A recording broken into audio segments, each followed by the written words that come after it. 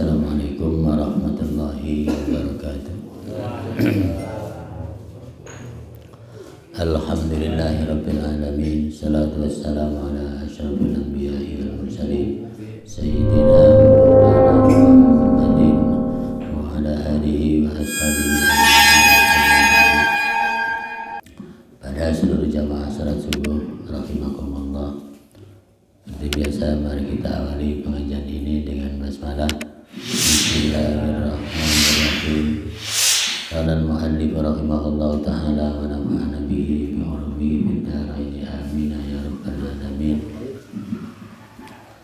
Wa qala alaihi salatu wassalamu idza matal alimu bakat alaihi ahlus samawati wal ardi ay ghairul adamiyina sab'ina yawman. Wa qala alaihi salatu wassalamu man lam yahzan li mautil alimi fa huwa munafiqun qala hadza marratin. Baginda Nabi sallallahu alaihi wasallam bersabda, idza matal alimu, apabila meninggal orang yang berilmu, bakat alaihi ahlus samawati wal ard, maka ahli langit dan ahli bumi atau penduduk langit dan penduduk bumi ghairul adamiyina selain manusia sab'ina yauman selama 70 hari. Jadi hadis ini menunjukkan bahwa alim atau orang alim yang jamaknya disebut dengan ulama itu merupakan tumbuhan masyarakat dan memberi sinar kepada masyarakat dalam hal pencerahan ilmu. Maka ketika dia yang menjadi sinar bagi umat itu kemudian wafat, maka seluruh penduduk langit, penduduk bumi semua nangis selama 7 hari, kecuali yang bernama manusia. Ya, artinya kalau manusia sebagian ada, sebagian enggak. Tapi penduduk yang lainnya, ada kambing, ada ayam, dan yang lain-lain semuanya turut berduka, menangis seluruhnya selama 70 hari. Nah, ini menunjukkan bahwa seluruh penduduk langit sangat menghargai, penduduk bumi juga sangat menghargai. Selanjutnya kata Nabi, siapa yang tidak merasa sedih karena wafatnya orang alim, maka dia adalah munafik. Rasul menyebutkan sampai 3 kali kata munafik. Artinya apa ini? Ini juga masih terkait dengan hilangnya seorang alim tadi. Biasanya menimbulkan kesedihan bagi umat, kecuali yang munafik ya. Jadi kalau ada ulama wafat kemudian nggak sedih, dianggap kategori orang munafik kata Rasulullah. Ya, lah orang munafik, kenapa orang munafik? Orang munafik kan begini, tindakannya dan ucapannya selalu mendua. Orang sekarang nyebut ambivalen. Jadi ketika di depan orang itu dia merasa baik, nggak ada, tapi sebaliknya.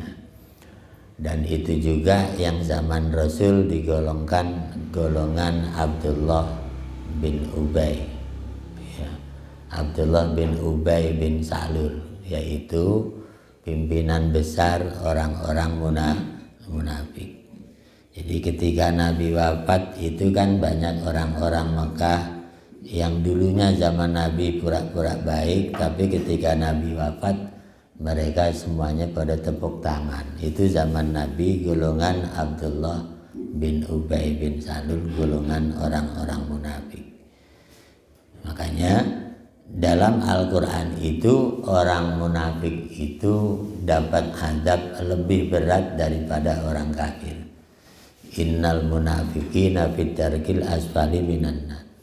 Sungguhnya orang-orang munafik itu dalam nerakanya ada di dasar yang paling bawah, di bawah orang-orang kafir.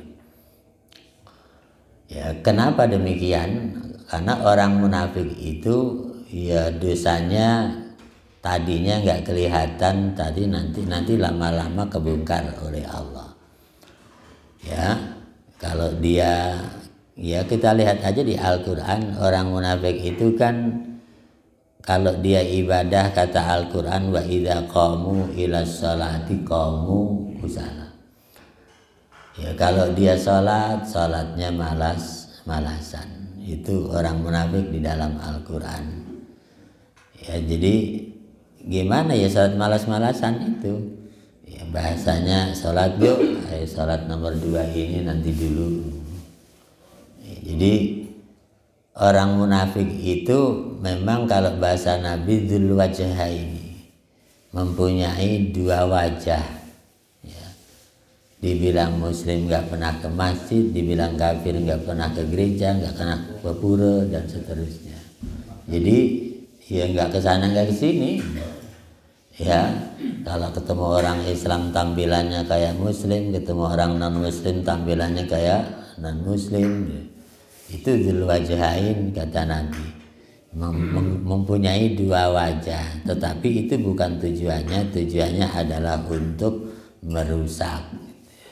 Itu ya, makanya ketika tampilan itu beda, biasanya orang banyak tertipu. Makanya kalimat Al-Qur'annya yukhadi'unallah, ya, menipu Allah. Kemudian walladzina amanu yukhadi'unallaha walladzina amanu. Mereka kerjaannya nipu Allah dan orang-orang beriman. Itu kerjaan orang munafik. Ya, makanya tahun berapa itu ada partai non muslim namanya Partai Damai Sejahtera. Ya, namanya Partai PDS. Tahun berapa ada PDS? Sekarang mau hilang. Dulu ada partai namanya PDS, Partai Damai Sejahtera. Ya yang dulu lah, pokoknya partai yang dulu. Partainya non muslim. Begitu kampanye di daerah Mancak, mereka dapat suara banyak. Bingung ya. Orang Mancak kan semuanya muslim ya. Ini PDS yang partai non muslim dapat suara banyak di Mancak. Ada orang Mancak? Oh iya ada. Ya kata teman, saya punya teman di Mancak masalahnya. Jadi dia ketawa. Iya, masalahnya yang kampanye ke Mancak pakai peci, pakai jilbab. Itu gara-garanya ya. Jadi partainya mau non muslim, orangnya non muslim, begitu kampanye yang laki pakai peci, yang perempuan pakai jilbab. Lah orang Mancak, woi pakai jilbab pasti muslimah, pakai peci pasti muslim ya. Ternyata bukan muslim partainya. Lah saya cerita ke teman ketawa dia. Emang kamu nggak tahu kalau PDS itu partainya orang non muslim? Ya, itu namanya wajah 2 tadi. Ya kan, non muslim berwajah Islam dalam hal pakaian. Nyatanya partainya dipilih sama muslim. Ya, itu kan ya. Itu orang munafik memang merepotkan di situ itu kan. Ya masuk pakai peci, pakai jilbab, bukan muslim. Ya nyatanya ada tadi gitu. Ya dalam rangka untuk mendapatkan suara gitu. Ya kita juga jawab ya karena pakai peci itu bukan tanda Islam. Ya kan peci begini ini kan peci nasional. Bukan peci Islam ya Pak Haji ya. Peci nasional yang hitam begini nih Pak Haji Arif namanya peci nasional. Maksudnya apa? Mau muslim nggak muslim, penduduk Indonesia boleh pakai peci nasional gitu. Itu bagus ya. Iya. Ya karena memang sejarahnya peci nasional. Kan dulunya awalnya dikasih sama Sultan Iskandar Muda Aceh kepada Presiden Soekarno gitu loh ya. Jadi peci begini nih hadiah Sultan Aceh, Sultan Iskandar Muda. Ketika merdeka dia ngasih ke Presiden Soekarno, ini aja pecinya peci nasional, bukan peci muslim gitu maksudnya. Ya kalau peci muslim pasti orang Mesir pakai peci begini kan. Orang Saudi pakai peci begini kalau peci muslim gitu tuh. Karena dia peci nasional, ya begitu dilantik jadi anggota dewan dengan agama yang berbeda-beda, pecinya tetap sama anggota dewannya, ya kan. Pecinya begini semua baru bukan muslim ketika dilantik. Nah itu ya, jadi orang munafik itu memang macam-macam ya. Jadi jual penampilan bisa, jual sikap bisa. Ya kan, ada lagi tampil dengan sikapnya dermawan, bikin yayasan. Lah yang repot kalau non muslim bikin yayasan namanya Islam. Itu kan bingung lagi. Ya, sampai pernah ada orang Australia ngasih sumbangan di daerah Pandeglang. Di sumbangan banyak sampai mencapai miliaran ya, kepada sebuah pesantren di Pandeglang. Ya, yang jalanin mah orang kita, cuman donaturnya orang Australia. Begitu bangunan sudah selesai, masjid sudah selesai, orangnya datang dari Australia itu dalam peresmian. Lepas dalam peresmian, namanya dia yang bangun, ya dia bebas jalan kemana aja sampai dia masuk ke masjidnya itu yang dibangun di pesantren itu. Sepatunya dibel karena habis hujan Pak Agus ya. Sepatunya jeblok itu masuk aja ke dalam masjid ya. Lah Pak Kiainya bingung nolaknya gimana ya, karena masjid yang bangun dia itu. Lah di situ nggak enaknya jadi ke sana. Orang non muslim nyumbang Islam kan jadi repotnya kayak begitu. Masuk masjid ya sepatu jeblok masuk aja. Ya karena mau dilarang dia yang bangun gimana gitu. Ya makanya dulu pernah dengar kasus ribut Tanjung Priok tahun berapa itu Pak Haji? Pernah rame ya? Iya. Ya waktu saya masih kecil itu ada cerita Masjid Tanjung Priok 80 ke 79 itu Pak Haji. Saya masih kecil sih. Ya. Itu gara-garanya sama, ada orang non-muslim masuk ke Masjid Agung Tanjung Priok itu dekat lapangan bola kan ya. Itu ya sama, jeblok sepatu begitu tuh masuk aja ke Masjid Agung Tanjung Priok itu. Ya, begitu ditegur, Pak, ini masjid. Ini masjid tempat suci, sepatunya mohon dilepas. Malah marah kan. Saya kan jenderal. Banyak ya itu bahasanya, saya kan jenderal. Ternyata terjadi kerusuhan itu. Jadi jenderal tadi mancing ceritanya. Ya, di tengah-tengah saat pengajian Maulid Nabi di lapangan bola di Tanjung Priok waktu itu. Itu ceritanya. Jadi orang ngaji itu diberondong dari seluruh penjuru di lapangan itu. Mayitnya kemana-mana, dimasukin truk, dibawa kemana-mana ya Pak Haji. Cerita itu cerita pahit masa lalu lah ya Pak Haji ya. Ya zaman Amir Biki, iya Amir Biki, Roma Irama yang ceramah itu. Ya, jadi jamaah banyak yang mati karena banyak diberondong tadi. Yaitu mancing awalnya orang non muslim masuk masjid tadi pakai pakaian tadi itu. Saya kan jenderal gitu tuh bahasanya gitu. Itu zaman itu. Ya makanya zaman itu ada orang macam-macam ya, orang yang pura-pura Islam kemudian merusak Islam. Ya kalau sekarang kan nggak ada. Sekarang merusak Islam yang munafik itu nggak cara-cara keras tapi lewat media sosial. Iya, LB Murdani ya benar. Zamannya LB Murdani itu Bapak masih ingat ya.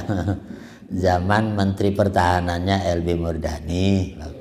Ya kan Polkamnya Sudomo ya. Itu ya zaman itulah, zaman galak-galaknya non muslim lah zaman itu.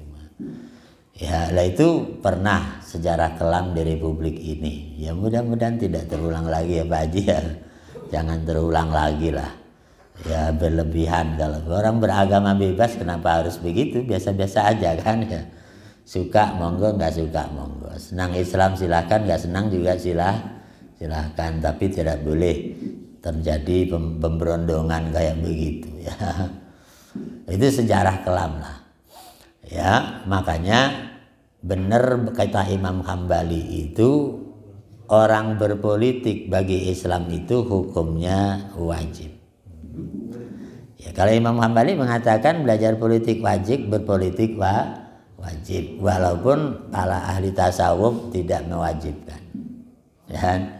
Kenapa? Karena kalau orang Muslim tidak punya kekuasaan, ada di bawah, tidak punya pengaruh, maka mudah dieksplorasi dan ekspansi. Artinya mudah diombang-ambing oleh kehidupan.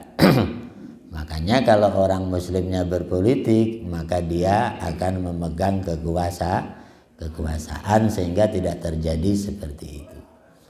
Ya, makanya kalau Pak Agus nyalon presiden kan bagus. Ya, orang Muslim jadi presiden kan bagus kan ya. Ya, orang nyatanya kita udah punya sejarah. Khalifah Umar, dia khalifah, dia presiden, dia juga ulama. Gitu kan? Ya, para sahabat Sayyidina Ali ulama juga khalifah. Artinya politik dan Islam tidak pernah bertentangan. Ya, kalau yang ada misah-misah, udahlah kiai wiridan aja nggak usah main politik, itu namanya pikiran sekuler sekarang nyebutnya, Pak Guru ya. Orang yang memisahkan politik dengan agama itu disebut golongan sekuler. Gitu kan? Udahlah yang penting Muslim nggak usah pakai jilbab. Ya, Muslim itu identik dengan jilbab. Kok ini Muslim nggak usah pakai jilbab? Itu namanya pikiran sekuler. Ya ada aja orang kan, lu kamu muslimah kok nggak pakai jilbab? Yang penting sholat, yang penting muslimah, jilbabnya nanti aja. Ya itu namanya pikiran sekuler disebutnya sekarang. Nah di sini orang alim sebagai lambang, sebagai panutan umat. Kalau dia wafat tentu umat sedih, gitu kan? Kalau umat nggak sedih berarti bukan Muslim, atau Muslim tapi munafik kata Nabi. Selanjutnya Nabi bersabda, idza matal mayyitu taqulul malaikatu. Apabila seseorang sudah meninggal, taqulul malaikah, maka ulama bertanya, ayakulu ba'duhum li ba'din. Para malaikat saling bertanya-tanya. Apa pertanyaannya satu dengan yang lain? Ya pertanyaannya di sini ma qaddama. Ya, orang ini yang meninggal kata malaikat, ini orangnya apa yang dipersembahkan dari amalnya dia mati ini. Kalau dia meninggal, dia dalam keadaan orang yang Muslim yang baik, maka kami kata para malaikat akan mendoakan supaya dosanya diampuni. Tetapi kalau enggak Muslim, ya kami juga tidak mau mendoakan. Jadi ketika ada orang meninggal, para malaikat yang ditugaskan untuk mengawasi itu tanda tanya satu dengan yang lain. Ini mayitnya, ya, dia meninggalkan apa? Meninggalkan amal soleh atau bukan? Dia Muslim apa bukan? Kalau dia Muslim kita doakan kata malaikat. Tapi kalau enggak Muslim ya tidak berani. Gitu. Tapi sebaliknya di sini kata Nabi, wa yaqulun nasu ma khallafa. Sementara orang-orang mengatakan atau bertanda tanya ma khallafa. Apa yang ia tinggalkan dari warisan-warisannya. Ya artinya kalau manusia ada orang mati, sikapnya biasanya warisannya berapa, anaknya sukses apa enggak, punya rumah berapa, punya mobil berapa. Itu umumnya manusia menyikapi orang meninggal. Tapi kalau malaikat enggak, dia mati bawa amal apa. Itu. Kalau manusia mati ya pertanyaannya bukan bawa amal apa kan, umumnya yang ditinggalkan berapa, warisannya berapa. Itu tanda tanyanya beda manusia. Makanya Al-Quran itu sudah memberikan contoh dua, Nabi Ibrahim dan Nabi Ishak. Wawassa biha Ibrahim, Nabi Yakub, wawassa biha Ibrahimu wa Yakub. Ma ta'buduna min ba'di Nabi Ibrahim dan Nabi Yakub itu ketika mau meninggal bertanya kepada anak cucunya. Pertanyaannya, ma ta'buduna min ba'di. Hai anak cucuku, apa yang akan kamu sembah setelah bapak nanti dipanggil oleh Allah? Itu pertanyaan Nabi Ibrahim dan Nabi Yakub.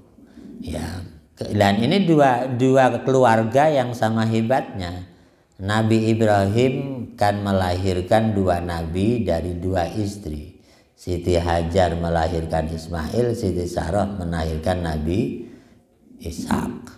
Ya, Nabi Ishak punya anak namanya Nabi Yakub. Nabi Yakub punya anak namanya Nabi Yusuf. Nah itu artinya apa? Dua keluarga ini benar-benar hebat. Mau meninggal menanyakan kepada anak cucu, kira-kira kalau saya dipanggil Allah nanti, kalian nyembah siapa? Tuh, ya, masih nyembah Allah apa nyembah yang lain? Gitu. Artinya orang meninggal itu yang ditanyakan kepada anak keluarga dan cucunya ahli warisnya itu adalah masalah ibadah. Kalau ibadahnya bagus berarti meninggalnya meninggal yang baik.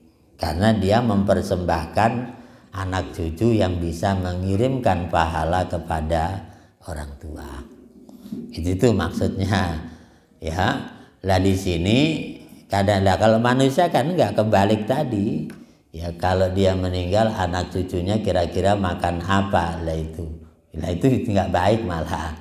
Ya karena orang meninggal itu inginnya anak cucunya imannya tetap baik, ibadahnya tetap baik. Kalau bahasa sekarang mungkin ya nanya sholatnya yang benar cucuku, anakku sholatnya yang benar, itu yang bagus. Itu. Jadi ya cuman kadang-kadang adat itu berlebihan. Sampai ada orang mau nikah aja, orang meninggal dihubung-hubungkan dengan nikah. Nah, itu kadang-kadang ya. Wih, ini udah ngelamar tapi orang tua meninggal, gimana kapan nikahnya? Ya kadang-kadang malah dinikahkan di depan mayit. Ya. Itu karena dihubung-hubungkan ya. Atau nggak ada urusan mau dinikahkan di depan mayit, mau dinikahkan setelah dikubur, mau nggak ada soal kan ya. Sebenarnya nggak ada masalah. Cuman katanya Allah mumpung masih ada mayatnya, udah dinikahkan buruan aja. Kalau nunggu sebulan lagi kelamaan. Ya, ada yang suka dihubung-hubungkan begitu. Ya padahal nggak ada hubungannya. Ya, artinya di sini ini kenapa malaikat nanya orang meninggal itu bawa amal soleh apa enggak? Tapi kalau manusia meninggal ditanya punya harta berapa, itu umumnya bahasa yang berlanjut dan itu tidak baik. Mestinya tetap saja orang itu bagus meninggal, raca sholatnya sudah benar, ngajinya sudah benar, kerjanya sudah benar, itu yang bagus kan ya. Itu dibanding tadi itu ya warisannya berapa walaupun nggak bisa sholat, nggak bisa baca Quran, itu pertanyaan umumnya orang. Dengan kata lain, orang meninggal itu kan punya masa depan berbeda dengan orang yang masih hidup. Itu kan? Masa depan orang meninggal adalah kelanjutan amal soleh yang pernah dia lakukan di dunia. Kalau dia meninggal anaknya soleh semua, berarti dia berkelanjutan pahalanya. Ya kan? Tapi kalau dia meninggal tidak menyisakan amal soleh, berarti kelanjutannya dia akan putus amalnya. Itu. Nah, maka disitulah orang perlu memperhatikan amal ketika orang itu sudah mendekati ajal atau sudah sepuh. Lah pertanyaan tentang harta itu biasa saja. Ada yang nanya itu biasa aja. Tetapi begini, kalau kita lihat di dalam sejarah, Rasul punya istri namanya Khadijah, dulunya orang paling kaya. Tapi ketika menjelang wafat, Khadijah itu justru nggak punya uang, nggak punya harta. Ya kan? Ketika Rasul nanya begini, istriku, kamu dulu orang paling kaya dan uangmu, rizkimu habis untuk perjuangan Islam. Sekarang apakah saya perlu mengganti kata Rasul. Kalau mau diganti saya ganti, kata Rasul. Tapi apa jawaban Khadijah? Enggak, harta saya enggak habis. Harta saya sudah disimpan untuk masa depan.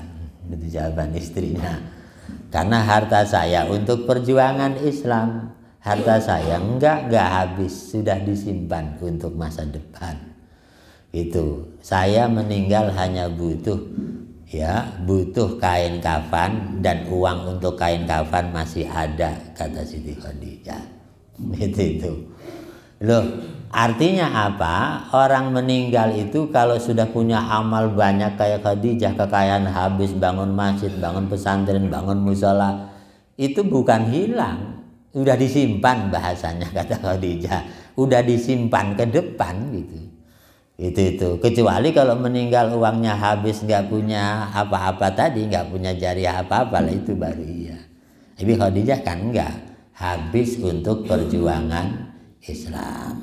Jadi kata Khadijah, yang saya butuhkan sekarang hanya uang untuk membeli kain kafan dan penguburan, gitu doang.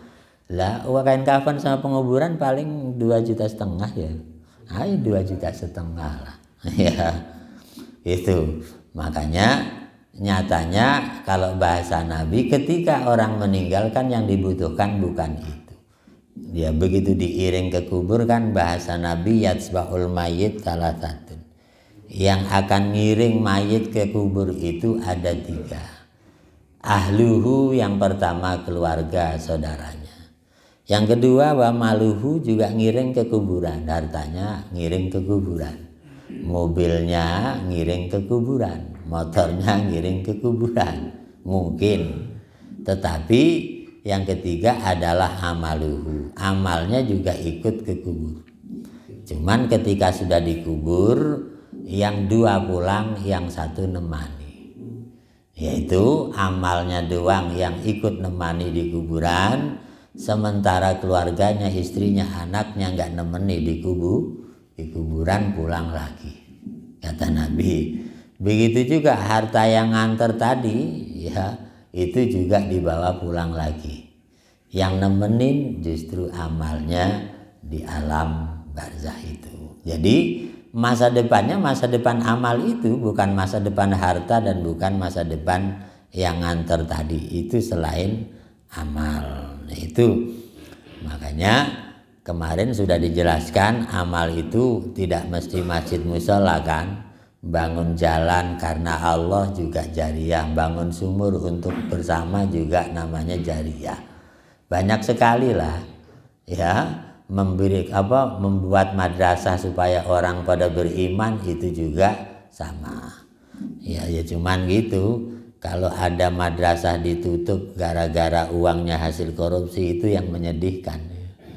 Ya, ada madrasah ditutup gara-garanya ya tadi itu, dari sumbangan orang gak jelas, setelah dikorek ternyata uang haram.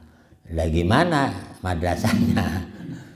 Ya karena begini, kalau orang bangun jariyah kemudian hasil yang haram kan tentu saja bahasa Qur'annya wala talbisul haqqo bil batil.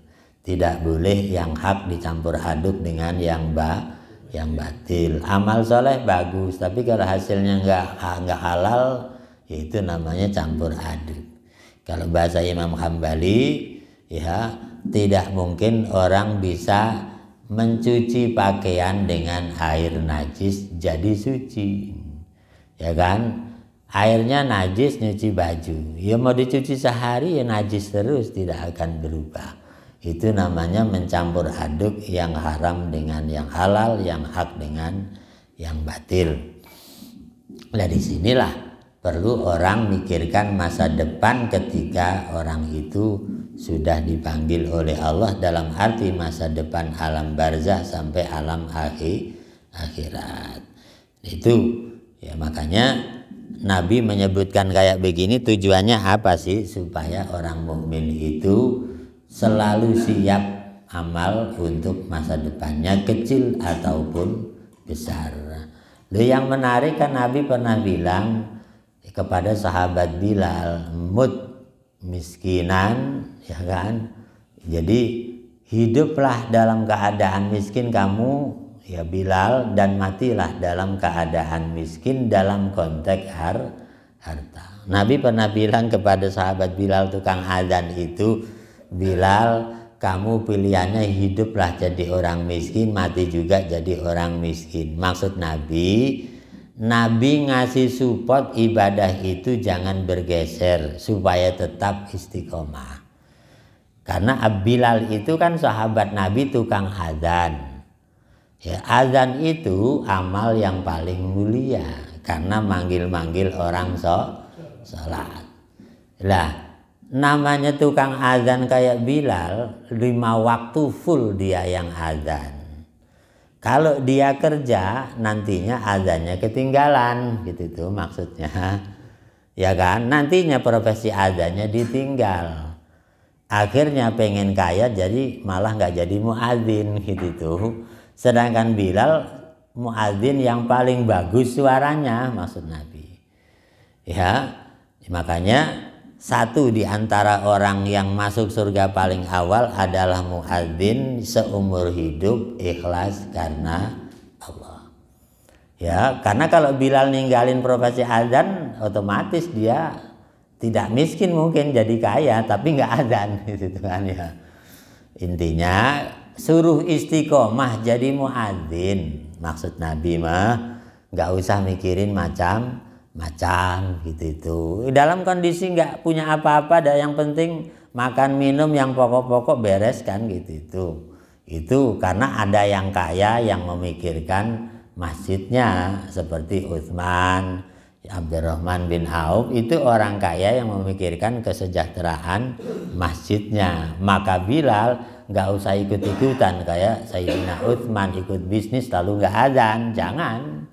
Dengan kata lain peran Islam itu beda-beda, ya kan. Muadzin silakan, ya cuman begitu muadzin yang ikhlas kata Nabi, muadzin yang karena Allah. Nah ini yang agak susah. Ini kalau muadzinnya dibayar gimana? Gitu kan jadi masalah.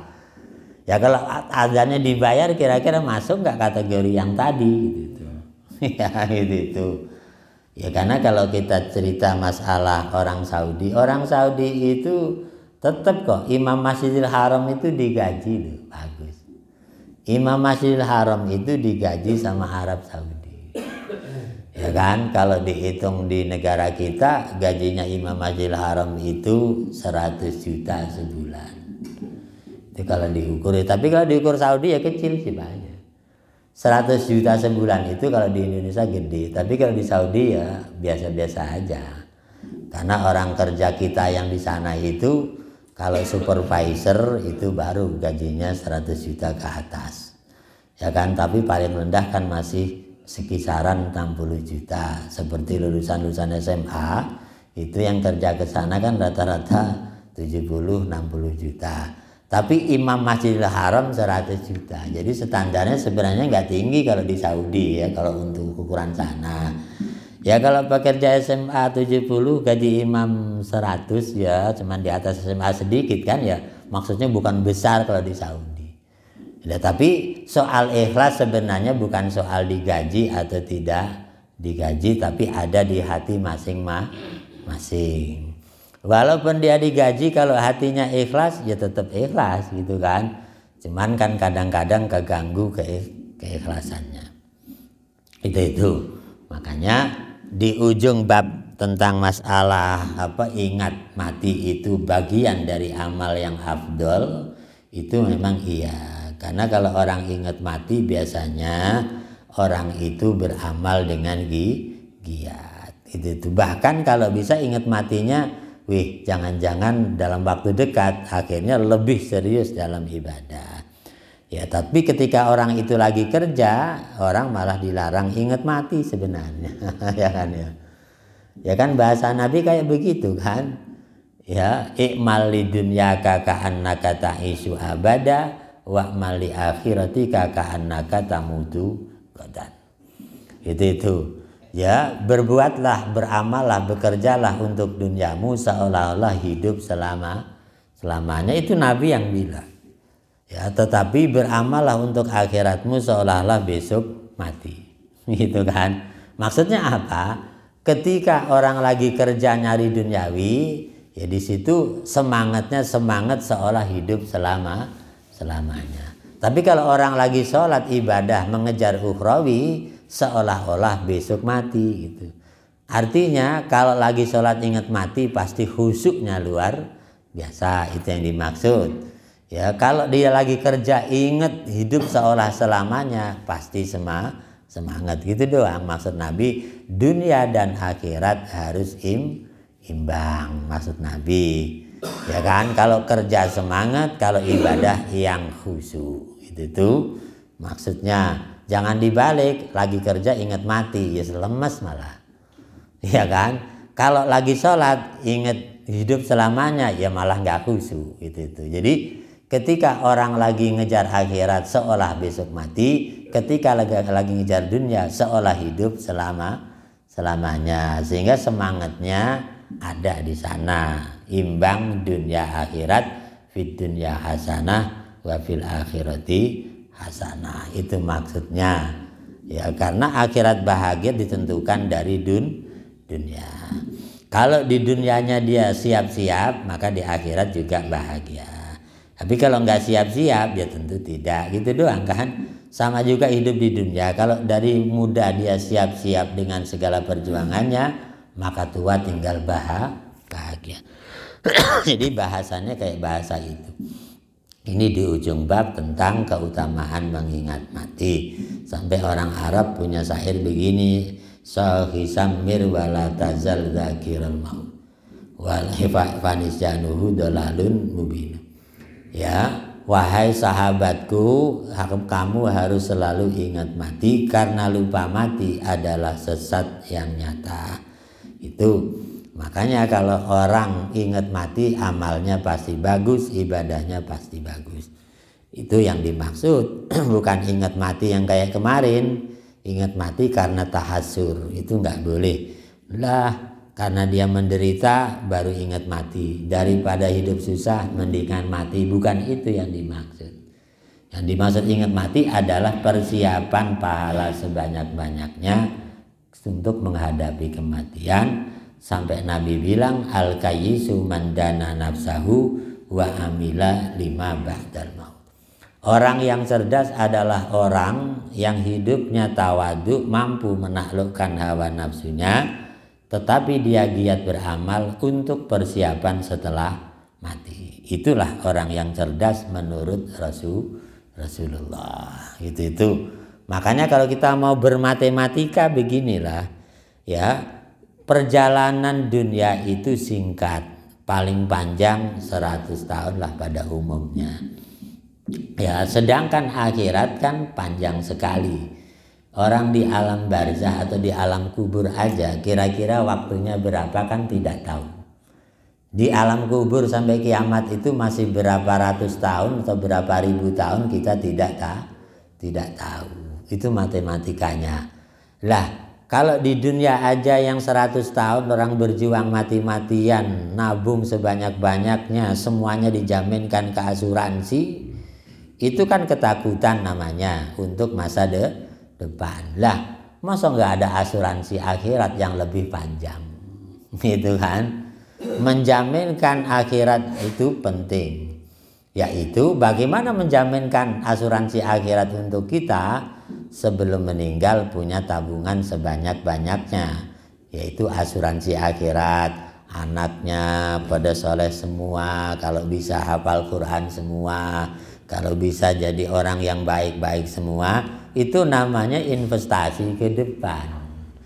Setelah itu rizkinya dikorbankan untuk membangun masjid, membangun sholat dan seterusnya. Itu namanya investasi penjaminan ke depan.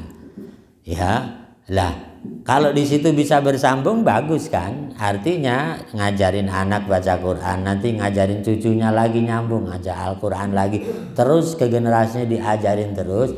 Itu namanya tabungan berkepanjangan.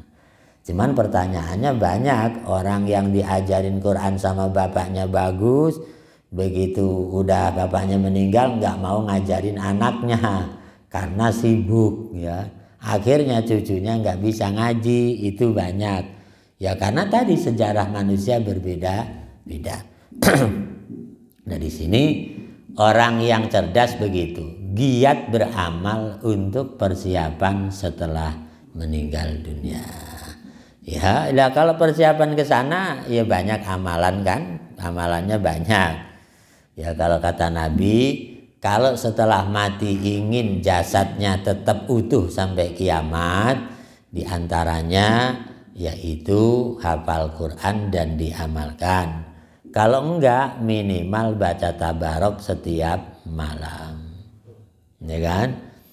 Ya ini kisah nyata. Ada seorang kawan, bapaknya enggak hafal Quran, tapi setiap habis maghrib baca waqiah sama tabarok.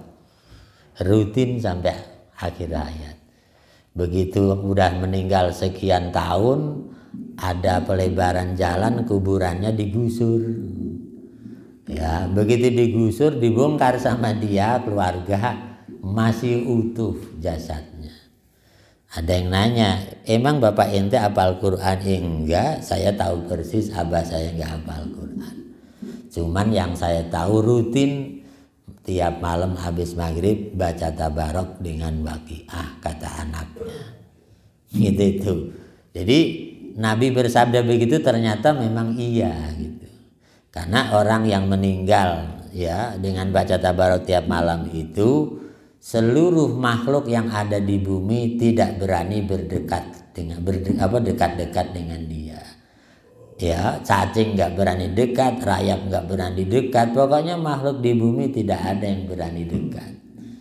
Itu dengan izin Allah dan perlindungan Allah. Itu namanya persiapan. Jadi kalau persiapan setelah mati ya cukup rajin baca tabarok tiap malam doang. Ya cuman tadi kadang-kadang nggak sempet ya. Padahal baca tabarok itu paling 3 menit 4 menit doang sebenarnya. Ya cuman kadang-kadang nggak sempet gitu doang. Ya karena udah capek, udah ngantuk, kerjanya di Jakarta gitu kan ya. Mau baca tabarok habis maghrib pules udah pagi. Ya malam itu bukan berarti habis maghrib sih. Habis maghrib sampai sebelum subuh disebut malam. Jam berapa aja yang penting malam gitu. Berikutnya baca surat Al-Ikhlas setiap dia punya kesempatan. Itu kan. Iya baca kulu ya. Jadi ada waktu longgar baca kulu, waktu luar baca kulu. Itu walaupun cuma kulu tetap ya faedah itu tetap faedah. Ya cuman tadi lagi-lagi kesibukan suka membuat orang lupa gitu doang. Ya inilah yang dapat dibacakan, mudah-mudahan ada manfaatnya. Terima kasih dan mohon maaf. Assalamualaikum warahmatullahi wabarakatuh.